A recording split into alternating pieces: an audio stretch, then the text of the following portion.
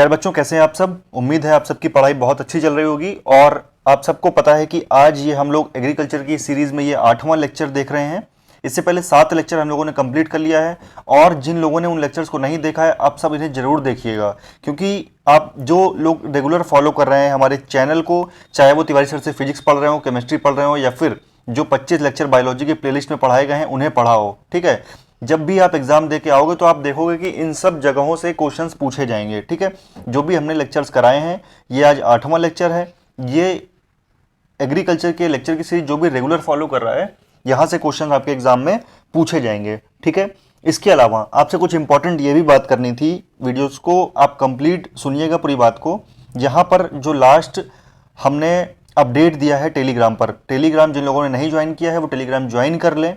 Telegram पर आपको update दिया गया है आपके एग्जाम के बारे में कि आपका जो एग्जाम होगा वो 18, 19 और 20 तारीख को सीएसई यूनिवर्सिटी ने कंफर्म किया है और इससे पहले बीएड का एग्जाम भी होना है। तो ये याद रखिएगा कि अगर बीएड का एग्जाम कंफर्म हो जाता है कि है तो आपका 18, 19 और 20 को एग्जाम ये भी होगा।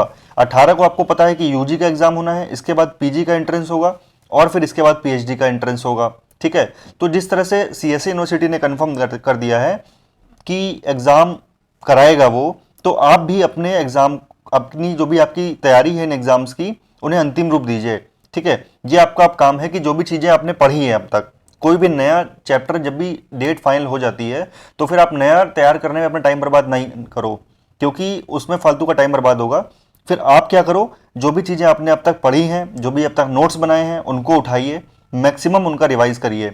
उन्हें 1 बार, 2 बार, 3 बार कम से कम किसी भी नोट्स का रिवाइज करिए, किसी भी नोट्स को कम से कम 3 बार रिवाइज करिए। उसके बाद आपको वो चीज़ें अच्छे से याद हो जाएंगी एकदम। उसके बाद क्या करना है, आपको टेस्ट सीरीज देनी है। उसके बाद आपको टेस्ट सीरीज देनी है, हमारी टेस्ट सीरीज को ज्वाइन करना है। टेस्ट सीरीज देने से क्या होगा, आपको ये पता चलेगा कि कौन सा पॉइंट आपको नहीं आ रहा है। मान लीजिए कि आपने कोई चीज़ आप टेस्ट में करी, टेस्ट में आप कोई क्वेश्चन नहीं कर पाए, उसके बाद आप क्या करोगे, एक साथ में डायरी बनाओगे, आप नोट करोगे कि हाँ मैंने टेस्ट नंबर 1 दिया, टेस्ट नंबर 1 में मेरे साइंस में या एग्रीकल्चर में मेरे ये क्वेश्चन नहीं हुए, मेरे फिजिक्स का मेरा ये टॉपिक वीक है। तो उसके बाद क्या करोगे, पहला टेस्ट देने के बाद जो जो टॉपिक आपके निकल के आए उसमें से, है ना, इसको कहते हैं टेस्ट का रिव्यू करना। जब आप टेस्ट को रिव्यू करोगे उसमें आप देखोगे कि मेरा पहले टेस्ट में मैंने ये 2 पॉइंट निगेटिव कर दिए, यानी कि आपके वहां पे नंबर कट गए। फिर आप क्या करोगे, उस दोनों टॉपिक पे, जिन दोनों टॉपिक पे आपने निगेटिव किया, जो आप टॉपिक नहीं कर पा रहे थे, उन पे आप वर्क करोगे, उन दोनों टॉपिक को अच्छा करोगे। जब उन दोनों टॉपिक को अच्छा कर लोगे उसके बाद आप दोगे कौन सा, सेकंड टेस्ट दोगे।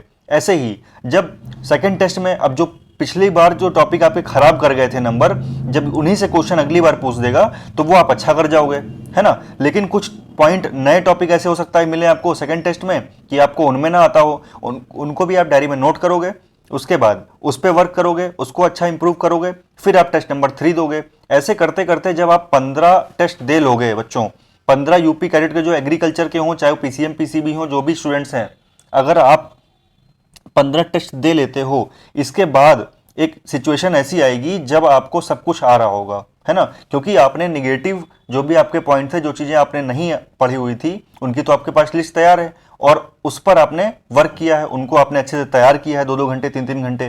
तो एक टाइम ऐसा आएगा कि जब आप एग्जाम में बैठोगे फिर तो उसका फायदा, जो भी हमारी टेस्ट सीरीज है, उसका फायदा आपको वहां पर एग्जाम हॉल में देखने को मिलेगा, ठीक। तो मैं यही कहूंगा कि अगर हम लोगों ने इतनी मेहनत से आपको पढ़ाया है, आपकी तैयारी कराई है, आपका साथ दिया है, तो साथ में आप टेस्ट सीरीज ज्वाइन करिए और इसका फायदा आपको उस दिन समझ में आएगा जिस दिन आप एग्जाम क्लियर करोगे और इसी नंबर पे फोन करके बताओगे कि सर मेरा एग्जाम क्लियर हो चुका है, ठीक है। तो आप सब लोग इसी नंबर पर व्हाट्सएप करिए, 9793 900 888 नंबर पे व्हाट्सएप करिए और लिखिए कि मुझे टेस्ट सीरीज ज्वाइन करनी है और मैं टेस्ट सीरीज ज्वाइन करना चाहता हूं या चाहती हूं, ठीक है। आप लोग टेस्ट सीरीज जरूर ज्वाइन करिए, ठीक। तो उसके बाद कोई दिक्कत आती है वो भी आप इसी नंबर पे व्हाट्सएप कर सकते हैं। चलिए, आज ये एग्रीकल्चर का 8वां लेक्चर हम लोग देखने वाले हैं। यहाँ पर क्या देखेंगे, 8वां लेक्चर देखेंगे, पपीते में पीले रंग का कारण क्या है। पपीते में पीले रंग का क्या कारण है। तो बच्चों, पपीते में पीले रंग का, जो पपीते का जो पीला रंग होता है, उसका कारण होता है कैरिका जेंथीन। याद रखना है, कैरिका जेंथीन। जूम कर दे रहा हूं, देख लीजिए, पपीते में पीले रंग का क्या कारण है, कैरिका जेंथीन। सेकंड पॉइंट देखेंगे यहां पर हम लोग, पपीते में कौन सा एंजाइम पाया जाता है? पपीते में कौन सा एंजाइम पाया जाता है? तो बच्चों पपीते में पेप्सिन पाया जाता है। पपीते में जो एंजाइम पाया जाता है उसका क्या नाम है? उसका नाम है पेप्सिन। पेप्सिन, ठीक है। आगे बढ़ते हैं। नेक्स्ट पॉइंट दिया हुआ है आपका कि पूसा नन्हा किसकी किस्म है? गमले में लगाने वाली, यानी पूसा नन्हा किसकी किस्म है? याद रखना है, पूसा नन्हा किसकी किस्म है। तो किसकी किस्म है पूसा नन्हा? यह है पपीते की किस्म है। पपीते की किस्म है पूसा नन्हा। आगे बढ़ते हैं। नेक्स्ट पॉइंट देखते हैं क्या है।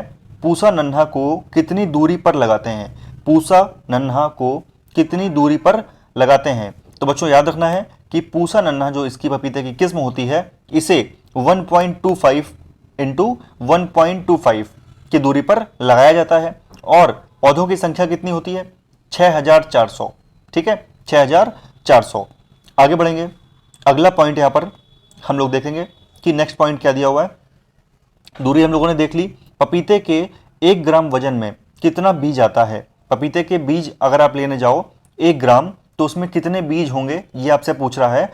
तो आपको याद रखना है कि 20 बीज आते हैं। 1 ग्राम बीज में 20 बीज आते हैं, ठीक है। अगर आप वो दुकान पे जाओगे, बोलोगे 1 ग्राम पपीते का बीज दे दो, तो उसमें कितने बीज आएंगे? अप्रॉक्सीमेट एक लगभग आइडिया रहता है कि 20 बीज उसमें रहेंगे। आगे बढ़ेंगे। अगला पॉइंट देखते हैं। पपीते की किस्म में सबसे ज्यादा पपेन पाया जाता है? पपीते की किस्म में सबसे ज्यादा पपेन पाया जाता है। या फिर आपसे ये पूछ देगा कि पपेन किससे प्राप्त होता है। अगर आपसे ये क्वेश्चन पूछ देगा कि पपेन किससे प्राप्त होता है, तो आपको क्या बताना है? पपेन प्राप्त होता है हमारा पपीते से, ठीक है। और यहां पर क्या पूछ रहा है? यहां पर क्या क्वेश्चन है? यहां पे क्वेश्चन कह रहा है पपीते की किस्म में सबसे ज्यादा पपेन पाया जाता है ना। क्या पाया जाता है? पपेन पाया जाता है। पूसा मजेस्टी, पूसा मजेस्टी और CO5, ठीक है। तो ये पॉइंट भी आपको याद रखना है, ठीक है। और कल सब लोगों को लाइव जरूर आना है 9:15 बजे। जो भी आपकी क्लास होगी वो डिजिटल बोर्ड पर होगी, ये भी आपको याद रखना है। डिजिटल बोर्ड पर मैक्सिमम कम से कम 150 लोगों को लाइव आना है कल सुबह। बहुत ही ज़्यादा 50 से 60 क्वेश्चंस की प्रैक्टिस कराई जाएगी आप लोगों को। केमिस्ट्री की ऑक्सीकरण संख्या निकालना और जो भी लास्ट टॉपिक चल रहा था आपका, इसके बारे में सारे के सारे क्वेश्चंस की प्रैक्टिस कराई जाएगी एकदम लगातार। तो खूब शेयर करना है आपको। वीडियो का लिंक टेलीग्राम पर मिल जाएगा शाम तक अभी, तो आप ज़्यादा से ज़्यादा उसे शेयर करिएगा। और सब लोग को आना है कल सुबह। व्हाट्सएप पर शेयर किया करिए अपने दोस्तों में, इन वीडियोज़ को भी शेयर किया करिए। चलिए अगला देखते हैं। जल धूप या लखत किसकी किस्म है? जल धूप या लखत किसकी किस्म है? जल धूप या लखत किसकी किस्म है? यह है पाइन एप्पल की। जल धूप या लखत किसकी किस्म है? जल धूप या लखत किसकी किस्म है? पाइन एप्पल की किस्म है। आगे बढ़ेंगे। नेक्स्ट देखते हैं। फलों का राजा। फलों का राजा क्या है? आम। आप सबको पता है फलों का राजा आम को कहते हैं। बाथरूम फल, बस एक सिंपल सा पॉइंट एक दिया हुआ है, ऐसे इसे याद रखना है। बाथरूम फल राष्ट्रीय फल है। बाथरूम फल राष्ट्रीय फल है। आगे बढ़ेंगे। भारत का राष्ट्रीय फल कौन सा है? अगर बात की जाए भारत का राष्ट्रीय फल कौन सा है, तो आपको क्या याद रखना है कि जो आम है ये भारत का राष्ट्रीय फल है। आम जो है ये भारत का राष्ट्रीय फल है। चलिए आगे बढ़ते हैं। आगे देखेंगे क्या लिखा हुआ है। अगला पॉइंट आपको दिया हुआ है कि आम में जो खाने योग्य भाग होता है वह कौन सा होता है? आम में खाने योग्य भाग कौन सा होता है? ये होता है मीजोकार्प। क्या बोलते हैं? मीजोकार्प। आम में जो खाने योग्य भाग होता है ये होता है आपका मीजोकार्प, ठीक है। चलिए अगला पॉइंट देखिए क्या लिखा है। अगला पॉइंट यहाँ पर दिया है कि 100 ग्राम आम में विटामिन ए पाई जाती है। 100 ग्राम आम में कितनी विटामिन ए पाई जाती है? आप सबको पता है कि विटामिन ए का सबसे अच्छा स्रोत क्या है? आम है। आम में विटामिन ए पाया जाता है, आप सबको पता है। तो यहाँ पर देखिए कितना पाया जाता है? 4800 IU, ठीक है। 4800 IU पाया जाता है उसमें विटामिन ए। आगे क्या लिखा है? इसमें लिखा है सर्वाधिक अन्य फसलों की अपेक्षा। सर्वाधिक है सबसे, है ना, सर्वाधिक है सबसे अन्य फलों की अपेक्षा। चलिए आगे बढ़ते हैं। अगला पॉइंट लिखा है आपसे आपका कि आम में कोयली रोग होता है। आम में कोयली रोग होता है। कोयली रोग या कोयलिया रोग कहते हैं इसे। और जिन लोगों ने लास्ट लेक्चर हमारा देखा होगा उनको मैंने एक चीज और बताई थी कि क्या बताई थी? इसे एक और कहते हैं ब्लैक टिप रोग। क्या कहा जाता है? ब्लैक टिप रोग कहते हैं। आम में कोयली रोग, कोयलिया रोग या फिर ब्लैक टिप रोग, है ना। ब्लैक टिप रोग हमने बताया था लास्ट लेक्चर में बताया था। तो ये कैसे होता है, किसके कारण होता है? तो आपको याद रखना है भट्ठे से निकली हुई SO2 गैस के कारण या फिर CO गैस। यहाँ पर आपको दिख नहीं रहा होगा, यहाँ पे ब्लैक सा है थोड़ा सा, याद रखिएगा। आम में कोयलिया रोग या कोयली रोग या फिर ब्लैक टिप रोग, भट्ठे से निकली, ईंट के भट्ठे होते हैं, भट्ठे से निकली SO2 गैस या फिर SO2 गैस। SO2 गैस को क्या बोलते हैं? सल्फर डाइऑक्साइड गैस, है ना। SO2 गैस को सल्फर डाइऑक्साइड कहा जाता है, आप सबको पता है। या फिर CO कार्बन मोनोऑक्साइड, ठीक है, कार्बन मोनोऑक्साइड गैस के कारण भी ये हो जाता है, ठीक है। ये सबसे जहरीली गैस होती है। अगर आप बंद कमरे में अंगीठी जला के सो जाते हो और उसका धुआं धीरे धीरे भरता जाएगा, तो आपको मतलब बिना दम घुटे आपको पता भी नहीं चलेगा और आपकी क्या हो जाएगी? डेथ हो जाएगी, है ना। तो CO सबसे, जो CO गैस है ये बहुत ही जहरीली गैस होती है, कार्बन मोनो डाइऑक्साइड। चलिए आगे देखते हैं। अगला पॉइंट है आपका यहाँ पर कि पूसा सूर्या आम की प्रजाति कहाँ से विकसित की गई? पूसा सूर्या आम की प्रजाति कहाँ से विकसित की गई? तो बच्चों याद रखना है सबसे पहले तो यहाँ पर कि जो आम की प्रजाति है, आम की एक प्रजाति है कौन सी? पूसा सूर्या। अगर आपसे यही क्वेश्चन पूछ दे एग्जाम में कि पूसा सूर्या किसकी प्रजाति है, तो आपको याद रखना है कि पूसा सूर्या एक आम की प्रजाति है। और कहाँ से विकसित की गई? तो इंडियन एग्रीकल्चरल रिसर्च इंस्टीट्यूट, ठीक है, ये IARI ये नाम आपको याद रखना है। पूसा सूर्या आम की प्रजाति कहाँ से विकसित की गई? इंडियन एग्रीकल्चरल रिसर्च इंस्टीट्यूट से। चलिए आगे बढ़ते हैं। अगला पॉइंट देखते हैं यहाँ पर क्या दिया हुआ है। अगला पॉइंट दिया हुआ है कि आम की उत्परिवर्तित किस्म कौन सी है? आम की उत्परिवर्तित किस्म कौन सी है? तो रोजिका। क्या लिखा है? रोजिका। याद रखना है आपको। रोजिका जो एक किस्म है आम की, कौन सी है? उत्परिवर्तित किस्म है। चलिए आगे बढ़ते हैं। जो भी बच्चे इस वीडियो को फेसबुक पर देख रहे हैं, फेसबुक पेज पर देख रहे हैं हमारे, वो सभी लोग यूट्यूब पर तिवारी एग्रीकल्चर एकेडमी सर्च करके हमारे यूट्यूब चैनल को सब्सक्राइब जरूर कर लें, ठीक है। चलिए स्टार्ट, अगला पॉइंट देखते हैं। आम की बीज रहित प्रजाति कौन सी होती है? आम की बीज रहित प्रजाति कौन सी होती है? तो आम की जो बीज रहित प्रजाति होती है कौन सी होती है? सिंधु। आम की बीज रहित प्रजाति होती है सिंधु। सिंधु। और ये कैसे बनती है? अगर आपसे पूछा जाए कि जो आम की बीज रहित प्रजाति है सिंधु, ये किससे क्रॉस से बनी है, तो आपको याद रखना है कि जो सिंधु प्रजाति है ये रत्ना और अल्फांसो के क्रॉस से बनती है। अगला पॉइंट देखिए यहाँ पर, अगला पॉइंट क्या लिखा हुआ है? अगला पॉइंट यहाँ पर आपका दिया हुआ है कि आम की बहुभूणी किस्में कौन कौन सी हैं? आम की बहुभूणी किस्में कौन कौन सी हैं? बंबाकाई, यहाँ पर देखिए लिखा है बंबाकाई, और एक लिखा है गोवा, और तीसरी लिखी है कौन सी? मलगोवा, ठीक है। ये कैसी किस्में होती हैं आम की? ये होती हैं बहुभूणी किस्में, ठीक है। तीन नाम आपको यहाँ पर दिए हैं, बंबाकाई, गोवा और मलगोवा। चलिए आगे बढ़ते हैं। नेक्स्ट पॉइंट देखते हैं यहाँ पर क्या दिया हुआ है। आम्रपाली किस्म में 1 हेक्टेयर में कितने वृक्ष लगाए जा सकते हैं? आम्रपाली किस्म में 1 हेक्टेयर में कितने वृक्ष लगाए जा सकते हैं? तो आपको याद रखना है कि आम्रपाली किस्म में 1 हेक्टेयर में 1600 वृक्ष लगाए जा सकते हैं। 1600 वृक्ष लगाए जा सकते हैं। लेकिन अगर आपसे ये पूछ दे कि उनके बीच में डिस्टेंस कितना होना चाहिए, उनके बीच में दूरियां कितनी होनी चाहिए, तो आपको याद रखना है 2.5 इंटू 2.5 मीटर स्क्वायर, ठीक है। ये आपको याद रखना है। चलिए आगे बढ़ते हैं। अगला पॉइंट देखते हैं क्या है। आम में परागण होता है। आम में जो परागण होता है वो कैसे होता है? आम में परागण बच्चों घरेलू मक्खियों द्वारा होता है। आम में परागण घरेलू मक्खियों द्वारा होता है। आगे बढ़ते हैं। अगला पॉइंट है आपका, अगला क्वेश्चन है आपका कि आम में फूल गिरने से रोकते हैं। आम में फूल गिरने से रोकते हैं कैसे? तो देखिए यहां पर लिखा है NaA।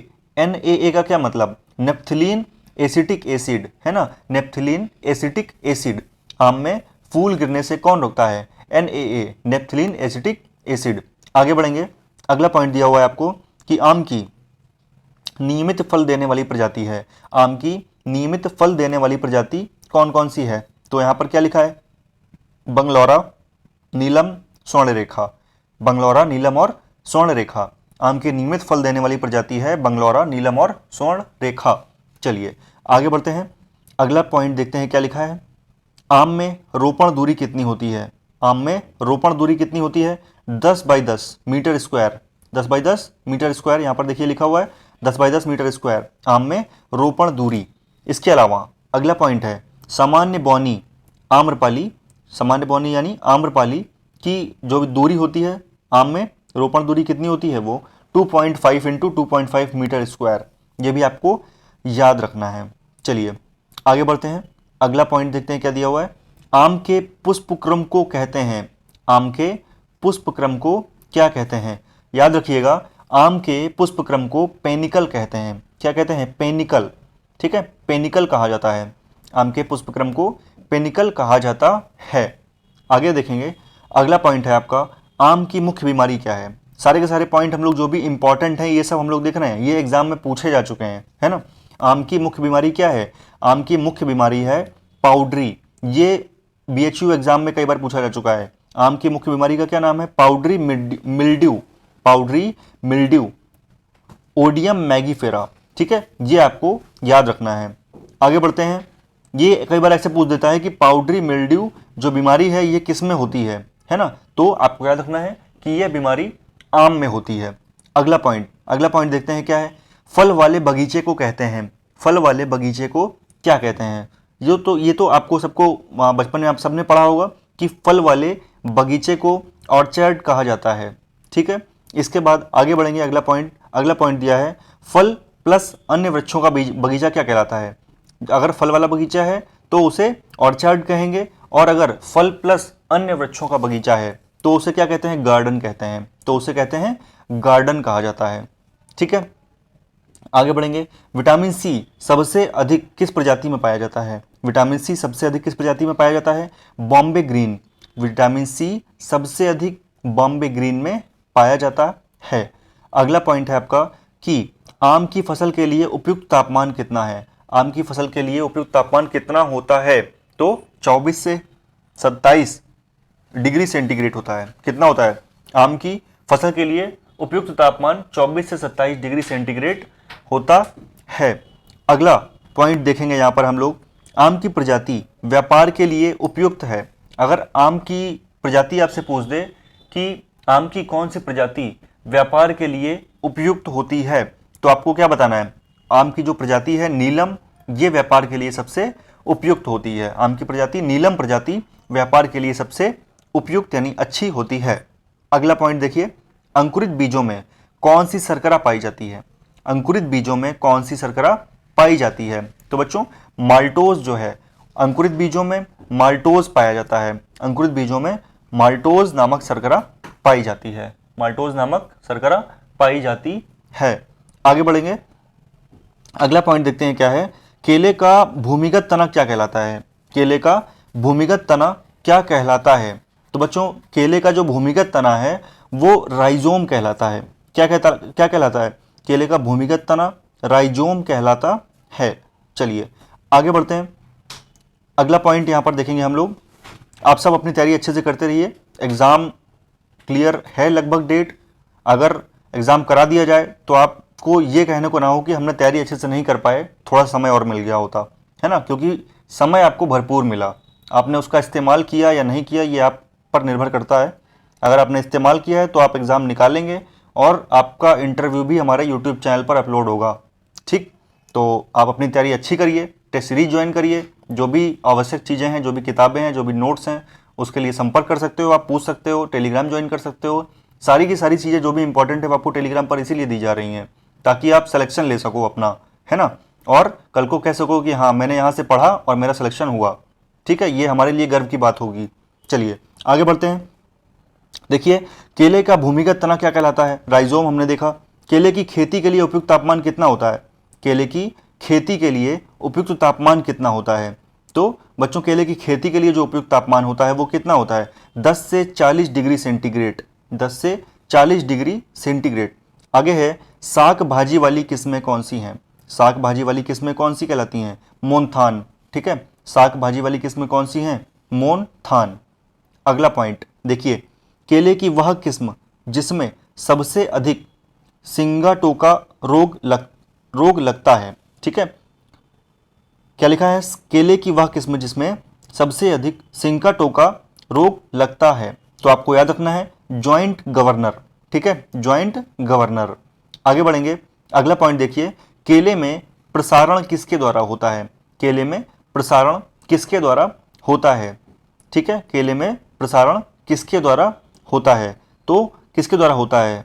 सकर्स, ठीक है, सकर्स आपको याद रखना है, सकर्स के द्वारा केले में प्रसारण होता है। अगला बढ़ेंगे, आगे पॉइंट देखते हैं। अगला नेक्स्ट पॉइंट, एक सकर्स का वजन कितना होता है? एक सकर्स का वजन होता है 750 ग्राम, ठीक है, एक सकर्स का वजन होता है 750 ग्राम। आगे बढ़ते हैं, अगला पॉइंट देखते हैं। अगला क्या दिया हुआ है?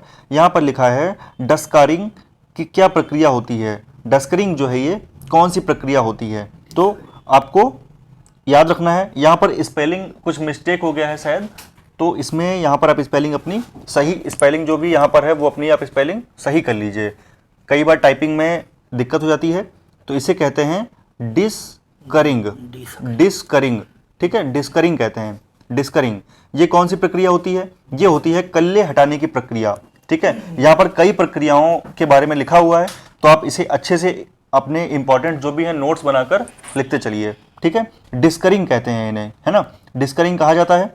क्या कहते हैं? डिस्करिंग, कल्ले हटाने की प्रक्रिया जो होती है वो डिस्करिंग कहलाती है। इसके बाद प्रॉपिंग, एक प्रक्रिया का नाम है प्रॉपिंग, ठीक है, लिख दे रहा हूं मैं, प्रॉपिंग। तो इसको भी आपको याद रखना है कि कई बार पौधे जब झुकने लगते हैं भार के कारण, या फिर मान लीजिए उस पर फल उगाए हैं, एक साइड झुकने लगते हैं, तो उसे क्या कहते हैं?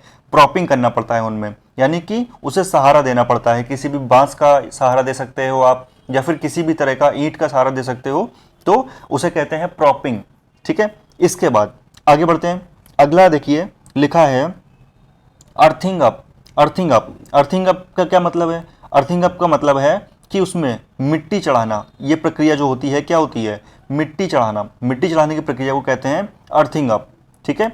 आगे नेक्स्ट पॉइंट देखिए क्या लिखा हुआ है। नेक्स्ट पॉइंट आपका लिखा हुआ है मीटोकिंग, मीटोकिंग। ये कौन सी प्रक्रिया होती है? ये होती है पौधे को काट देना, पौधे को पूरी तरह से काट देना, ठीक है। आगे देखिए, अगला पॉइंट है आपका, केले का आनुवांशिक वर्गीकरण किसने किया था? केले का आनुवांशिक वर्गीकरण किसने दिया था? किसने दिया था? साइमंड व शिफर्ड ने, ठीक है। केले का आनुवांशिक वर्गीकरण साइमंड व शिफर्ड ने दिया था। आगे बढ़ेंगे, अगला पॉइंट है आपका, पपीता सर्वलिंगी पौधा है। पपीता सर्वलिंगी पौधा है, ये पॉइंट आपको याद रखना है, पपीता सर्वलिंगी पौधा है। चलिए आगे बढ़ते हैं। पपीते की इवार्फ उत्परिवर्तित किस्म है, किसकी? पपीते की इवार्फ उत्परिवर्तित किस्म है पूसा नन्हा की, ठीक है। पपीते की इवार्फ उत्परिवर्तित एक किस्म है पूसा नन्हा की।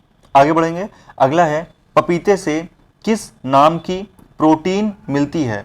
पपीते से किस नाम की प्रोटीन मिलती है? तो यहाँ पर देखिएगा ये पेपेन लिखा है, थोड़ा सा गलत नाम है, यहाँ पर आपको इसको सही कर लेना है, पपेन होता है। क्या होता है? अभी ऊपर हम लोगों ने पढ़ा था पपेन, है ना। तो क्या याद रखना है? पपेन। पपीते से किस नाम की प्रोटीन मिलती है? पपीते से पपेन नाम की प्रोटीन प्राप्त होती है। चलिए आगे बढ़ते हैं। अगला पॉइंट यहाँ पर हम लोग देखते हैं बच्चों। अगला पॉइंट क्या दिया हुआ है कि पपीते के पौधे में कितने माह बाद फूल आना प्रारंभ हो जाता है? पपीते के पौधे में कितने माह बाद फूल आना प्रारंभ हो जाता है? तो बच्चों 4 माह बाद पपीते के पौधे में फूल आना प्रारंभ हो जाता है। चलिए आगे बढ़ते हैं, लास्ट पॉइंट देखते हैं क्या दिया हुआ है। लास्ट पॉइंट आपका दिया है कि पपीते में सिंचाई की सर्वोत्तम विधि कौन सी है? पपीते में सिंचाई की सर्वोत्तम विधि कौन सी है? तो पपीते में जो सिंचाई की सर्वोत्तम विधि होती है वो होती है अंगूठी विधि, है ना, अंगूठी विधि होती है। कौन सी विधि होती है? अंगूठी विधि होती है। तो यहाँ पर लिखा हुआ है इंग्लिश में, यहाँ पे रिंग कर लीजिएगा, रिंग मेथड याद रखना है। पपीते में जो सिंचाई की विधि होती है वो रिंग मेथड होती है। तो आज का लेक्चर ये था। कैसा लगा आपको लेक्चर, आप मुझे कमेंट करके जरूर बताइएगा। और जिन स्टूडेंट्स ने 11th और 12th बोर्ड एग्रीकल्चर के लिए रजिस्ट्रेशन नहीं कराया है वो लोग 9793 900 और 888 इस नंबर पर व्हाट्सएप करके आप इसके लिए रजिस्ट्रेशन करा लीजिए। अगले सप्ताह के अंतिम या बीच में ही आपके लिए उसमें कोर्सेज आने के लिए जो भी हमारा प्लान है, जो भी चीज़ें हैं वो स्टार्ट हो जाएंगी। तो परेशानी वाली कोई बात नहीं है, आप सब लोग रजिस्ट्रेशन मैक्सिमम करा लीजिए और ये जानकारी ज़्यादा से ज़्यादा लोगों में शेयर करिए। नंबर देखिए 9793 900 888। ठीक है, व्हाट्सएप करके आप 11-12 के बारे में भी जो भी जानकारी चाहिए आप ले सकते हो, या फिर अगर आपको टेस्ट सीरीज ज्वाइन करनी है तो आप टेस्ट सीरीज भी जरूर ज्वाइन कर सकते हैं। ख्याल रखिए अपना बच्चों, पढ़ते रहिए इसी तरह से। मिलते हैं अपने नेक्स्ट लेक्चर में।